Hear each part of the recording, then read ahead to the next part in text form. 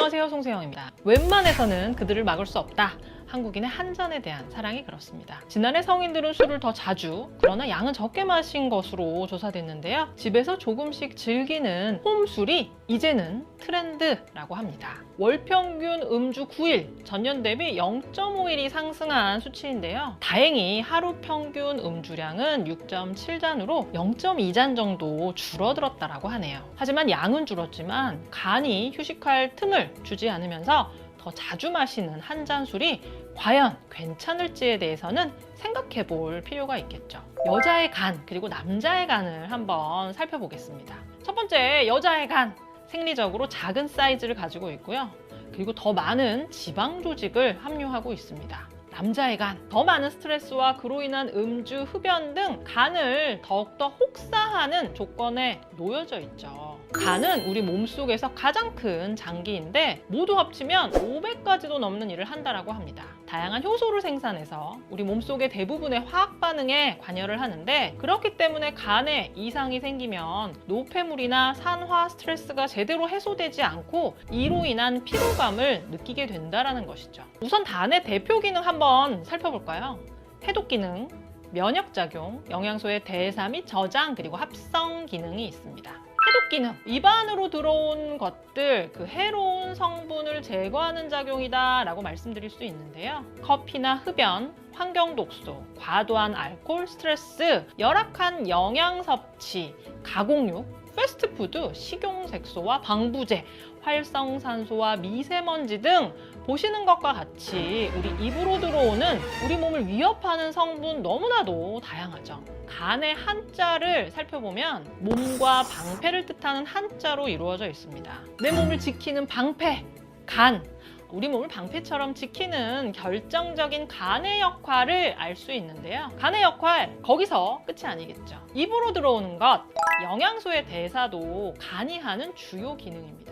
대사 기능이란 탄수화물, 단백질, 지방 등에서 필요한 영양소를 저장하고 또 배출하는 기능을 뜻하는데요. 인슐린 대사나 에너지원인 글리코겐을 저장하고 분해하는 등 혈당 조절까지 핵심적인 대사 기능을 간이 담당을 하고 있습니다. 합성 기능, 포도당 합성, 혈액 응고 인자, 담즙의 합성까지 필요한 물질을 합성하거나 혈중으로 배출하는 기능을 담당하고 있습니다. 이렇게 많은 일을 해주는 간, 지금 어떤 상태일까요? 국민건강영양조사에 1998년부터 2017년까지의 자료를 바탕으로 지방간과 비만, 복부 비만의 현황을 파악하고 향후의 유병률을 예측을 해봤습니다. 국내 남성의 지방간 유병률은 98년도에는 19.7%였는데요. 2017년에는 30.7%, 2030년에는 39.1%로 전망을 하고 있고 2035년도에는 43.8%로 늘어날 것으로 전망되고 있습니다.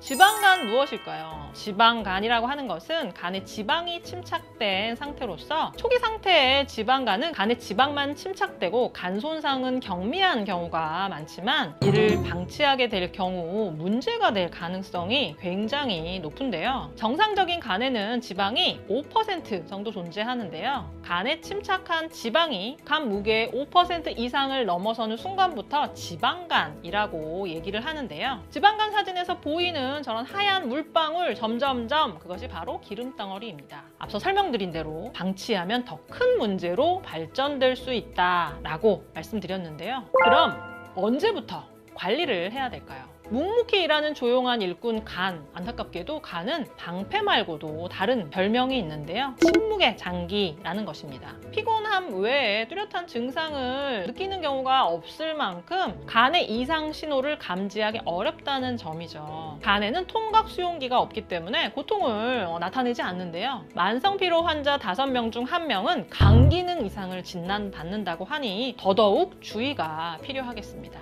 미리미리 규칙적인 생활과 바른 식습관을 갖는 것이 중요하겠습니다. 그 바탕위에 간에 좋은 영양소인 밀크시스레실리마린과 에너지 대사에 도움을 주는 비타민 B군이 큰 도움을 드릴 수가 있는데요. 우선 실리마린, 간에 유용한 작용을 합니다.